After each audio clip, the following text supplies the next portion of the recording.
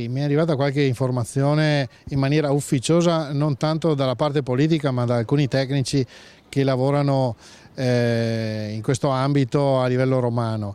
Io mi auguro che non sia così, che sia una fake news, perché altrimenti sarebbe veramente una tragedia dopo la tragedia.